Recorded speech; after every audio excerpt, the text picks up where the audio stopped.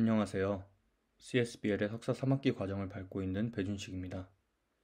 이번 저널 클럽을 맞아요 제가 소개할 주제는 인섹트 건 마이크로바이옴이며 그 중에서도 모기의 건 마이크로바이옴에 관련된 내용과 논문을 다룰 예정입니다. 논문의 제목은 The Mosquito Microbiome Includes Habitat Specific but Rare Symbionts이며 2022년도에 Computational and Structural Biotechnology라는 저널에 등재된 논문입니다. 내용을 본격적으로 소개드리기에 앞서 논문의 주제와 저널에 관한 소개를 간략히 드리겠습니다. 해당 논문은 온대성 기후를 보이는 프랑스의 랑그도크라는 지역과 카리브해에 위치한 열대우림 기후대의 과달루프 섬에 서식하는 모기들과 실험실 내에서 통제된 환경 요인을 가지고 사육된 모기들의 장내음 생물 군집을 분석하고 비교한 연구입니다. 이 논문이 퍼블리시된 저널은 법을 폭넓게 적용하는 연구들이 수행되고 있습니다.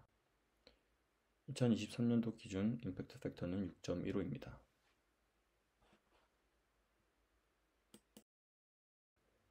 논문의 주요 소재로 다루어질 건 마이크로바이옴에 관련된 설명을 잠깐 드리겠습니다. 장내미생물이라는 단어로 익숙한 건 마이크로바이옴은 장이라 불리는 소화기관을 서식지로 하여 살아가는 마이크로 오르가니즘과 제네틱 매티리얼을 의미합니다. 장은 그 자체로 하나의 생태계의 역할을 하며 장에서 살아가는 여러 미생물들은 서로 상호작용하는 것뿐만 아니라 살아가는 서식지, 즉 숙주의 장과 상호작용을 하며 살아갑니다. 곤충의 장 구조는 인간과 큰 차이가 있으며 서식하는 환경이나 먹이도 다르기 때문에 장내미생물 군집에서 큰 차이가 있습니다. 인간뿐 아니라 곤충 내 종 간 차이 또한 존재하며 여러 요인과 장내미생물 구조를 연관짓는 연구가 오늘날 활발하게 이루어지고 있습니다. 비교적 단순한 해부학적 구조와 생활사, 그리고 제한적인 먹이 환경과 서식 환경 때문에 곤충은 숙주와 장내미생물 간의 상호작용을 연구하기에 굉장히 좋은 모델이 됩니다. 곤충이 생태계 내에서 가지는 주요한 역할과 장내미생물 연구에 대한 무궁무진한 연구 가치는 위기종 보존, 병원균 및 병원성 바이러스에 대한 방제 등의 이슈에 대한 아이디어를 제공할 수 있습니다. 다음으로 연구의 숙주 생물로 사용된 모기라는 곤충에 관련된 설명을 드리겠습니다. 모기는 모르는 사람이 없을 정도로 우리 생활에 밀접하게 영향을 미치는 곤충입니다. 늦은 봄부터 겨울 초입까지 활동하며 사람들의 피를 빨아서 괴롭히는 악명 높은 생물이기도 합니다. 모기의 생태학적 분류는 곤충강의 파리목, 모기과에 속하는 종들을 통칭합니다. 세계적으로 매우 널리 분포하고 있고 종 다양성 또한 약 3,600종 정도로 높습니다. 분포 지역은 극지방 및 일부 한대성 기후대의 지역을 제외한 모든 지역입니다. 특히 적도 부근에 위치한 온대기후 지역과 열대지방에서 매우 번성하고 있으며 심지어는 몽골에 위치한 사막 지역에서도 서식할 만큼 적응하여 살아가는 지역의 범위가 매우 넓습니다. 인간의 피를 빨아서 스트레스를 주는 자타공인 제일 싫어하는 곤충 1위의 자리를 공고히 차지하고 있습니다. 다른 곤충의 경우 인간과 서식하는 환경이 어느 정도 분리되어 있는 경우가 대부분이지만 모기의 경우는 고여있는 물이 제공되는 환경에서 어디서나 번식할 수 있을 정도로 생존력이 강하고 인간의 피를 먹이원으로 하기 때문에 도심 지역에서도 상당히 번식하여 살아감을 볼 수 있습니다. 우측에 있는 모기들은 논문에서도 소개되는 일반적으로 가장 잘 알려진 에이디스와 아노필리스 속에 속하는 종들입니다. 모두가 싫어하는 모기지만 이러한 모기가 생태계 내에서 가지는 지위와 역할은 굉장히 중요합니다. 대단히 넓은 지역에 걸쳐 분포하고 종 다양성도 높으며 개체수는 방제가 어려울 정도로 많기 때문에 생태계 내에서 자명하게도 매우 큰 부분을 차지합니다. 모든 모기들이 다른 짐승들을 흡혈하는 습성을 가지지는 않습니다. 약 3,600종의 모기 중에서도 극히 일부만이 동물을 흡혈하며 그 중에서도 산란기의 암컷들만이 흡혈 습성을 가집니다. 수컷 같은 경우는 꽃의 꿀이나 나무의 수액 등을 먹으며 살아가는데요. 여기서 모기가 가지는 중요한 생태학적 기능이 설명됩니다. 엄청난 개체수, 그리고 꽃과 나무에서 영양분을 얻는 습성으로 인해 모기들은 생태계 내에서 폴리네이터로서의 주요한 역할을 합니다. 특히 열대성 지역에서는 새나 벌 이상으로 훨씬 많은 식물의 수분에 관여합니다. 또한 어마어마한 개체수로 인해서 다른 생물들의 먹이로서의 역할도 수행하는데요. 여러 새, 박쥐, 작은 파충류들과 다른 곤충들의 먹이로서 먹이사슬의 한 부분을 공고하게 차지하고 있습니다. 그러나 모기는 다른 이유로도 현대사회에 경종을 울리곤 합니다.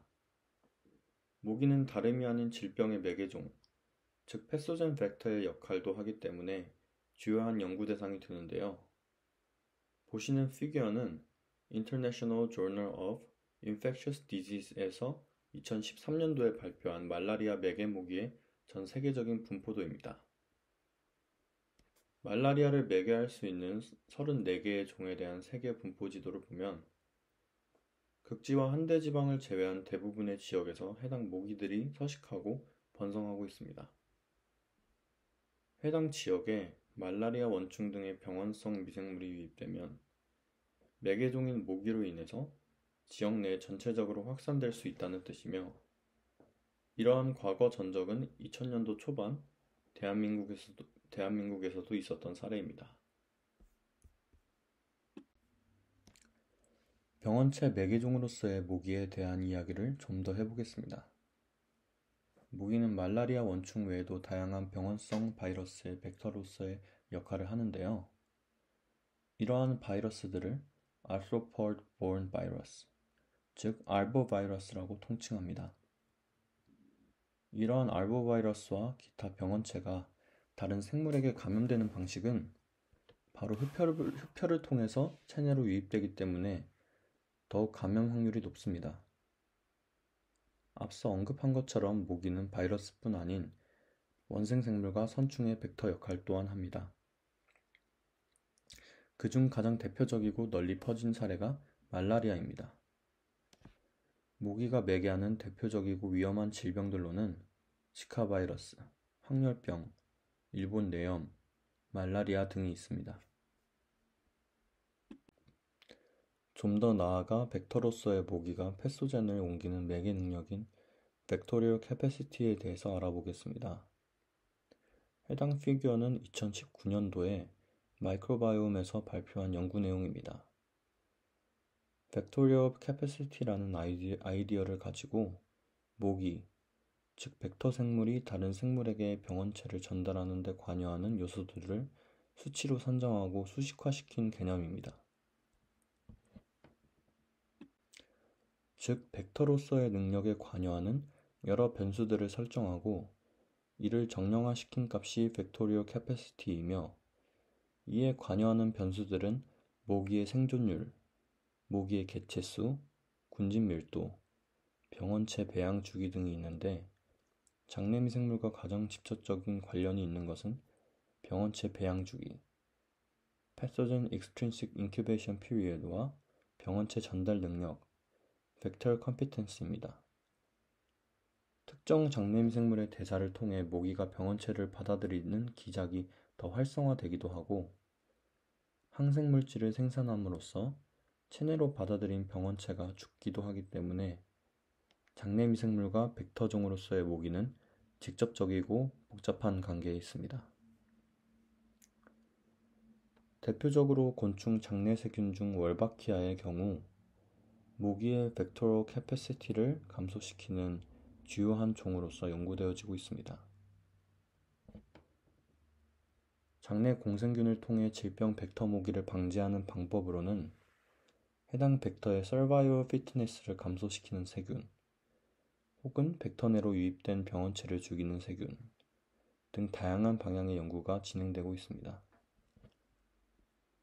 해당 논문의 경우 대표적인 질병 매개 모기들을 샘플로 사용하기도 하였으며 야생 모기와 인공 사육된 모기의 장내미생물 군집을 보다 디테일하고 깊은 수준에서 분석하여 질병 매개 생물과 장내미생물의 관계 규명에 기여하고자 하는 연구 목표가 있다고 논문에서 밝힙니다.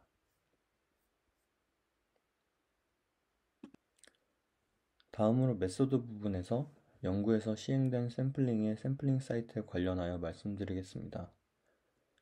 샘플링은 총 2곳에서 진행되었으며 첫 번째 사이트는 프랑스 남부에 위치한 랑그도크라는 지방으로 지중해를 연하고 있는 온대성 기후의 지역입니다. 단단한 지반으로 식생의 분포가 다양하고 기후 또한 온난하기 때문에 높은 생물 다양성을 보이는 지역입니다. 두 번째 사이트는 비교적 특이성을 가지는 지역으로 프랑스령의 과달루프라는 섬입니다. 대서양의 카리브해에 위치하고 있으며 연간 내내 높은 강수량과 열대성 기후를 보이는 지역입니다. 열대성 지역이 가지는 특성으로 습하고 수자원이 많은 환경 덕분에 모기가 번성하기 굉장히 좋은 환경이 됩니다. 말 그대로 생물 자원의 보고라고 할 수 있으며 높은 생물 다양성을 가지고 있습니다. 인간의 왕래가 비교적 잦지만 지리적으로 내륙과 분리되어 있기 때문에 고유 종들도 다수 존재하며 이러한 특성은 해당 지역에 서식하는 모기들 또한 특이적인 양상을 나타낼 수 있음을 생각할 수 있습니다. 샘플링은 2017년도부터 2018년도까지 걸쳐서 2년간 진행되었고 야생 모기 샘플링 외에도 인공 사육된 모기의 성충과 유충들은 프랑스의 몽펠리에 연구기관에서 사육되었습니다.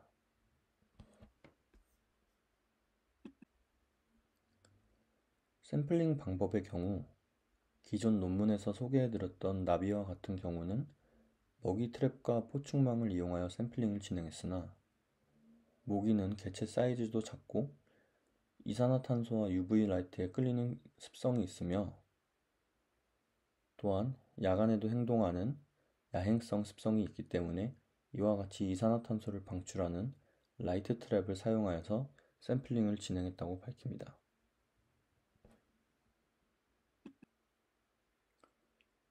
샘플링된 개체들의 경우 장을 분리하여 DNA를 추출하고 시퀀싱에 필요한 라이브러리 제작 단계를 거치게 되는데 해당 연구의 경우는 개체의 장을 추출하는 방식을 사용했습니다.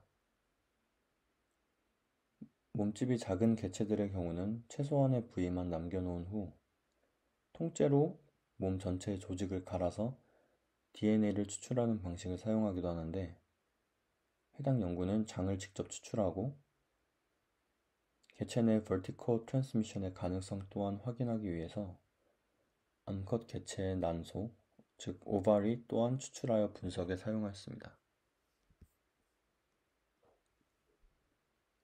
총 136개체가 분석에 사용되었고 세 종 중 쿨렉스 피피엔스가 87개체, 콜렉스 퀸큐파시아투스가 21개체, 에이디스 에집타에가 13개체로 최종 분석에 사용된 샘플은 113개체입니다.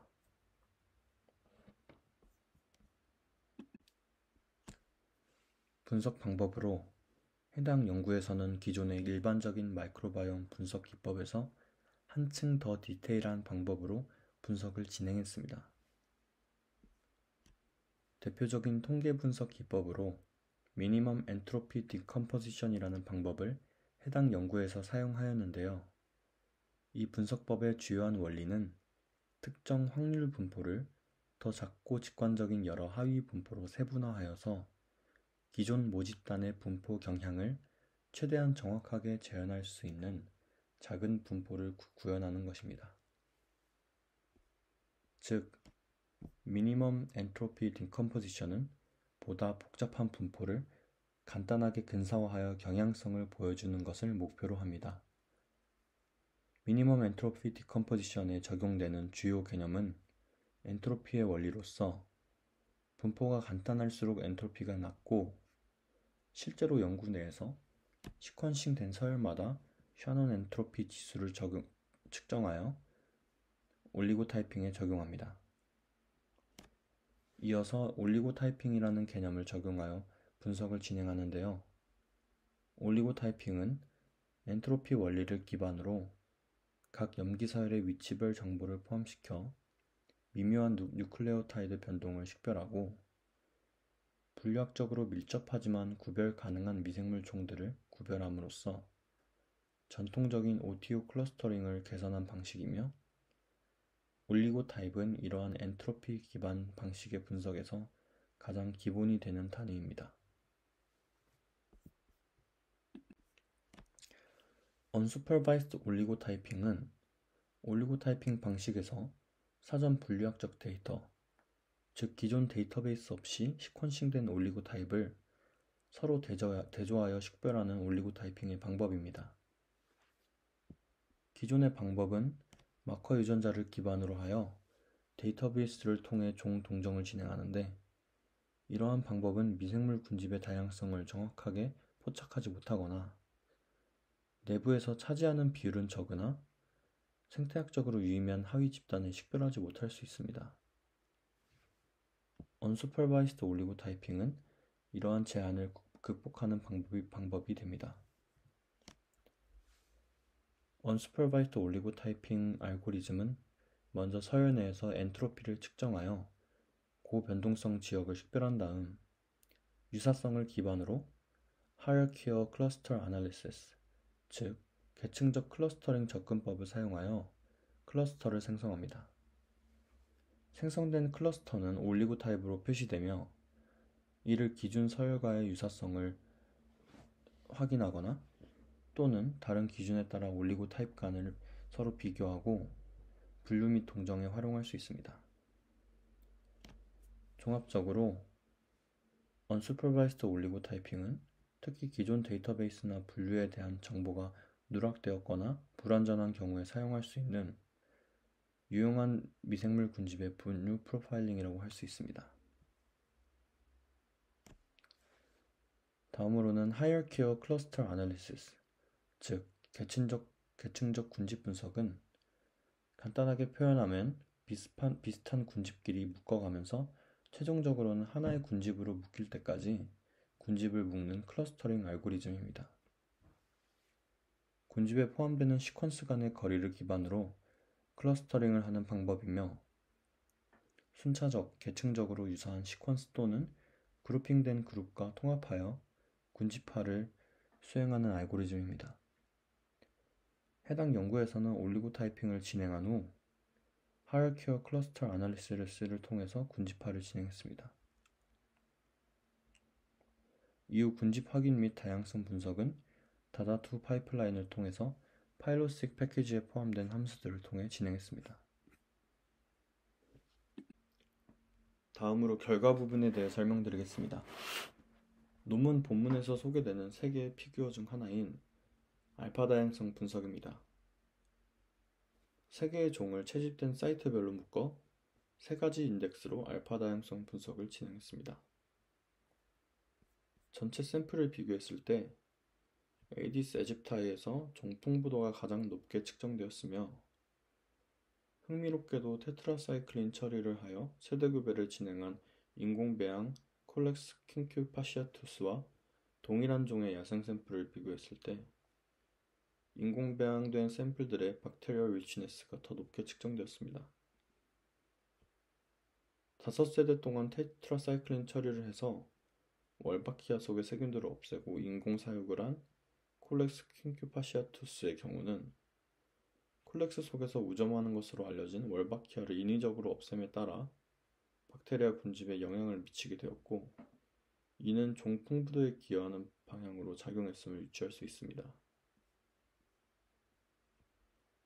모기 군집 간의 월바키아 속의 세균을 비교한 데이터들을 보면 콜렉스 피피엔스의 경우 인공 사육한 개체들에서 월바키아의 어번던스 레이트가 떨어짐을 볼 수 있습니다. 그러나 야생 샘플과 비교했을 때 월바키아가 감염된 샘플들의 경우는 그 장내미생물 군집 내에서 월바키아의 덴시티가 훨씬 높게 나타났습니다. 월바키아가 에이디스 속이 아닌 콜렉스 속의 모기의 서바이벌 피트니스에 관여하는 연구는 아직까지 정확히 밝혀진 바가 없으나 인공사육을 했을 경우 월바키아가 통상 90% 이상을 차지하는 군집에 가시적인 차이가 있다는 부분에서 특정 변인이 콜렉스 속에 있는 모기들의 월바키아에 영향을 주었을 것이라 유추할 수 있습니다. 그러나 그런 비교를 거친 연구 내용이 없었다는 점이 아쉬운 부분입니다. 이러한 인공사육된 개체들과 야생 샘플들의 비교는 통제 변이를 확실하게 설정하여 특정 변수를 바꾸었을 때 미생물 군집의 변화를 보다 직관적으로 확인할 수 있다는 점에서 매우 유의미합니다. 모기나 파리와 같이 세대가 짧고 연구 역사가 길며 사육이 편리한 종들은 이러한 실험 설계가 용이하지만 다른 곤충이나 생물의 경우에는 어려움이 있으며 이를 극복할 수 있는 효율적인 실험 설계가 필요합니다. 해당 자료는 세 가지 종에 해당하는 샘플들의 가장 어번던트한 15개의 텍사를 언슈퍼바이스 올리고 타이핑의 방법을 통해서 나타낸 것입니다. 기존에 알려진 것처럼 각 모기 종들에서 나타나는 세균 군집 패턴을 뚜렷하게 확인할 수 있었으나 월바키아가 없는 것으로 알려졌던 에이디스 속의 모기들에서 매우 낮은 비율로 월바키아를 확인할 수 있었으며 모기 종들 간의 뚜렷한 장내미생물 차이를 확인할 수 있었습니다. 모기 장내미생물의 올리고타입 패턴의 경우 PPT에 명시된 총 6가지의 군집 패턴으로 확인할 수 있었습니다. 에이디스의 경우 쿨렉스와 대비되는 명확한 우전 패턴을 가지고 있었고 미생물 군집 다이버시티가 비교적 낮음을 확인할 수 있었습니다. 다른 곤충들의 장내미생물 구조와 비교해도 굉장히 단순한 패턴으로 볼 수 있습니다. 월바키아가 에디스 속의 모기의 벡터 캐패시티를 매우 감소시킨다는 연구 결과가 있으며 에디스에서는 월바키아가 아닌 아사히아 속의 균들이 전반적으로 우점하고 있고 반대로 쿨렉스 속의 모기는 반대의 양상을 띠는데 둘 다 질병 벡터 모기로서 이러한 군집 차이가 단순히 종간 차이인지 아니면 다른 환경적인 영향이 있는지도 추가로 확인해 볼 수 있는 연구 내용입니다. 실제로 인공 사육된 콜렉스 피피엔스의 경우에는 군집 내 월바키아도 상당 부분 보이는 등 군집 구조가 더 다양화되었음에 따라서 이렇게 강력하게 우점하는 장내 세균들이 숙주와 어떤 상호작용을 하는지에 대한 연구가 앞으로 더 중요하다고 생각됩니다. 이어서 디스커션 부분입니다. 해당 연구는 병원체 벡터로 주요하게 알려진 세 종의 모기들에 대한 미니멀 엔트로피 디컴포지션 기법을 바탕으로 한 올리고 타이핑을 통해서 분석을 진행하였으며 기존의 통상적인 분석에서 한 단계 더 나아가 좀 더 디테일한 리졸루션의 미생물 군집 분석을 했다는 점에서 의의가 있습니다. 모기 개체 내에는 멀티플 심바이오틱 스트레인이 존재함을 올리고 타이핑 방식을 통해서 확인하였으며 사육된 개체와 야생 개체들 간의 미생물 군집에서 뚜렷한 차이가 있고 이에 영향을 주는 요인들에 대한 후속 연구가 필요함을 밝혔습니다.